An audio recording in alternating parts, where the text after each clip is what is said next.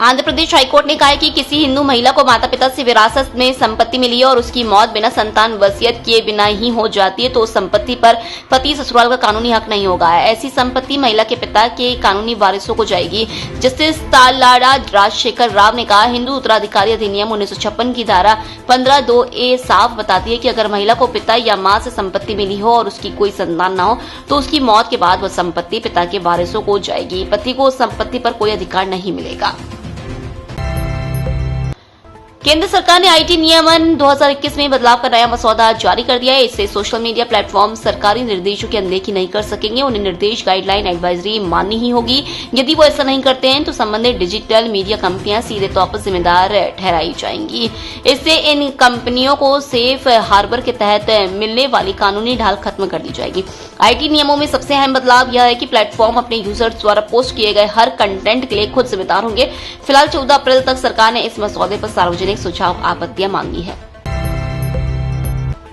असम के लिए भाजपा ने मंगलवार सुबह संकल्प पत्र जारी किया। इसमें 31 पॉइंट है। वित्त मंत्री सीतारमण ने पत्र जारी करते हुए कहा, पीएम मोदी ने 77 बार नॉर्थ ईस्ट का दौरा किया है, जबकि असम से कांग्रेस सांसद रहे और प्रधानमंत्री बने नेता ने 10 बार से ज्यादा यहां का दौरा नहीं किया। उन्होंने कहा, असम में जब कांग्रेस का शासन था तब साल 2007 में 474 आतंकी घटनाएं हुई, 287 लोग मारे गए। उस दौर में करीब 10 साल तक हर साल औसतन 128 लोगों की मौत होती थी। 2016 में भाजपा सरकार आने के बाद हालात तेजी से बदले हैं। अमेरिका ने ईरान के इस्फहान शहर में एक बड़े हथियार डिपो पर एयर स्ट्राइक किया है। वॉल स्ट्रीट जर्नल रिपोर्ट के मुताबिक यह हमला सोमवार रात को किया गया। इसके लिए 2000 पाउंड के बंकर बस्टर बमों का इस्तेमाल हुआ। रिपोर्ट में अमेरिकी अधिकारी के हवाले से कहा गया है कि इस डिपो में बड़ी मात्रा में हथियार और सैन्य सामग्री रखी गई थी, जिससे निशाना बनाया गया। बंकर बस्टर बमों का इस्तेमाल मजबूत और भूमिगत ठिकानों को तबाह करने के लिए किया जाता है। हमले के बाद डिपो में रखे हथियारों में विस्फोट होने से कई धमाके हुए और इलाके में आग के बड़े गुब्बार उठे। अमेरिकी राष्ट्रपति डोनाल्ड ट्रंप ने भी सोशल मीडिया पर धमाकों का एक वीडियो शेयर किया। अमेरिका की फ्लोरिडा में पाम बीच इंटरनेशनल एयरपोर्ट का नाम बदलकर राष्ट्रपति ट्रंप के नाम पर रखने का फैसला लिया गया।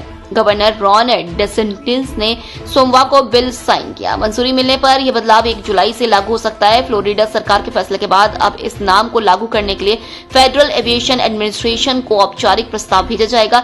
इसके बाद फ्लाइट चार्ट, नेविगेशन सिस्टम और एयरपोर्ट साइनेज में बदलाव किया जाएगा। ट्रंप के फैमिली बिजनेस ने फरवरी में ही इस नए नाम के लिए ट्रेडमार्क का आवेदन किया था। इससे साफ है कि नाम बदलने की तैयारी पहले से चल रही थी। अमेरिकी सांसद ब्रियान मस्ट ने एयरपोर्ट का 3 अक्षरों वाला कोड पीवीआई से बदलकर डीजीटी करने का प्रस्ताव भी रखा है, जो ट्रंप के नाम के शुरुआती अक्षर हैं।